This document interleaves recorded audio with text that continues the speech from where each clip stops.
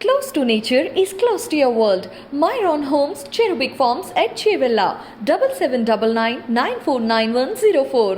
నమస్తే, welcome to iDream. Artificial intelligence ప్రస్తుతం ఎక్కడ చూసినా ఇదే మాట వినిపిస్తుంది. ఏఐతో ఎన్ని అడ్వాంటేజెస్ ఉన్నాయో అంతకంటే ఎక్కువగా నష్టాలు కూడా ఉన్నాయని నిపుణులు హెచ్చరిస్తున్నారు. ఏఐ మానవ మనుగడకే ప్రమాదమని మరికొందరు హెచ్చరిస్తున్నారు. అయితే ఇప్పుడొచ్చిన ఏఐతో నిపుణులు కొన్ని ప్రయోగాలు చేస్తున్నారు. ఇంతకీ ఏంటి ఆ ప్రయోగం? ఆ ప్రయోగంతో కొత్తగా తెలిసిందేంటి? ఏఐ మొదటికే మోసంగా మారిందా? ఇలాంటి ఆసక్తికరమైన విషయాలు ఇప్పుడు తెలుసుకుందాం.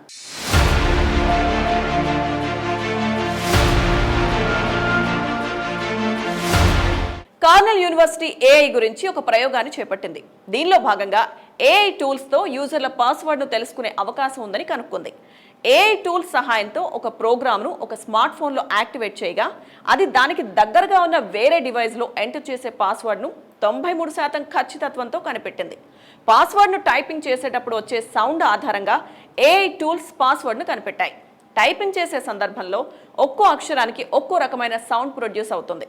ఏఐ టూల్స్కు కీబోర్డ్లో టైప్ చేసే సౌండ్ను అర్థం చేసుకోగల సామర్థ్యం ఉంది. దీంతో అది పాస్వర్డ్లను కనిపెడుతుందని ప్రయోగంలో కనుక్కున్నారు.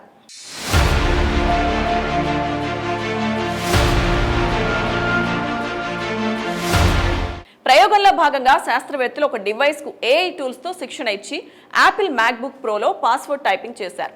మ్యాక్బుక్ ప్రోలోని ప్రతి 36 కీలను 25 సార్లు నొక్కారు.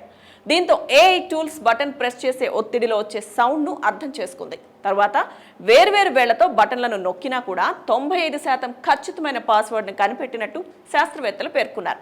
ఏఐని ఇంకా ఆధునీకరిస్తే 100% ఖచ్చితంగా పాస్వర్డ్ను కనిపెట్టగలదని వారు తెలిపారు.